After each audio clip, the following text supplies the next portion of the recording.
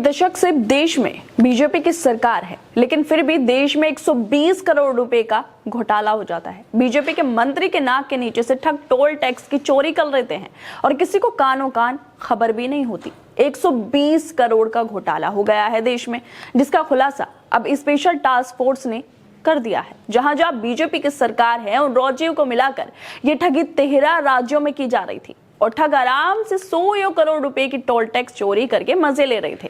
लेकिन फिलहाल इन लोगों को गिरफ्तार कर लिया गया है, जिसको लेकर रवीश कुमार ने भी ट्वीट करते हुए कहा है कि जिसको जो मन करता है वो कर लेता है, लेकिन गिरफ्तार जब भी, जेल जब भी विपक्ष के नेता ही जाएंगे।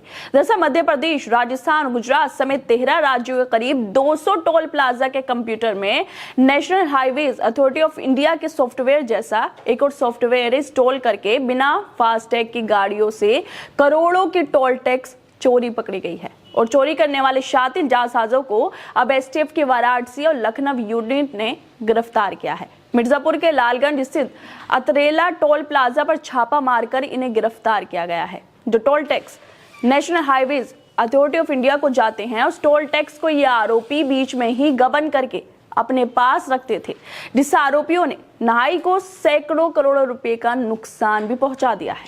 तो ये हो रहा है देश में बीजेपी की सरकार है, सत्ता में नितिन गडकरी रोड ट्रांसपोर्ट और हाईवेज के मंत्री हैं मोदी सरकार में, लेकिन फिर भी ठग नितिन गडकरी की नाक के नीचे से 120 करोड़ का टोल टैक्स चोरी कर लेते हैं।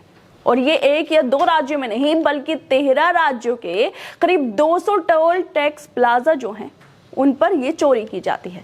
अब ऐसे में सवाल ये उठता है कि ऐसा तो नहीं है कि इन ठगों ने एक या दो दिन में ये 100 करोड़ की टोल टैक्स चोरी कर ली हो।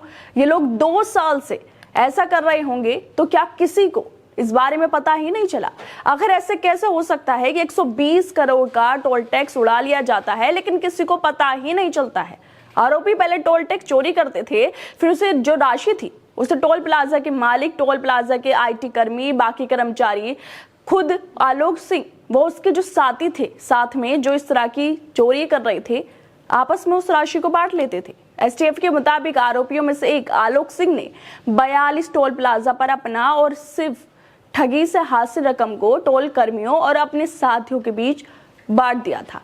इस मामले को लेकर वरिष्ठ पत्रकार रवीश कुमार लिखते हैं कि ये हुई ना बात, काला धन जारी है, जिसे जो करना है वो कर ही रहा है। जेल से विपक्षी नेता जा रहे हैं। वैसे बात तो सही है, आजकल देश में जिसका जो मन करता है वो वही कर रहा है, लेकिन जेल से विपक्ष के नेता ही जाते हुए दिखाई दे रहे हैं, आरोपी नहीं।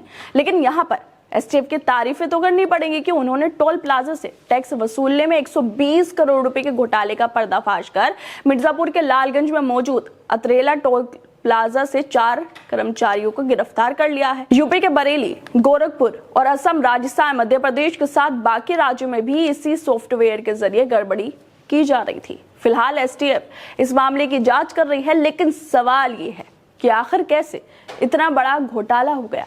बीजेपी की सरकार क्या कर रही है? नितिन गडकरी रोड ट्रांसपोर्ट और हाईवेज के मंत्री होकर क्या कर रहे हैं? कोई 2 साल तक टोल प्लाजा पर से टोल टैक्स चोरी करता रहता है, एक या दो नहीं, 120 करोड़ रुपए ठग लिए जाते हैं। लेकिन अफसोस की बात तो यह है कि किसी को पता ही नहीं चलता है। आखिर कैसे किसी को पता नहीं चला? ये बहुत बड़ा सवाल है, जिसका जवाब जनता को जरूर मिलना चाहिए, जिनके पैसों पर सालों से ठग सेंध लगा रहे थे और मजे कर रहे थे। खैर दोस्तों, आप लोगों को क्या लगता है इस वीडियो को लेकर? हमें अपनी राय जरूर दें और बाकी तमाम खबरों को देखने के लिए जुड़े रहिए हमारे साथ।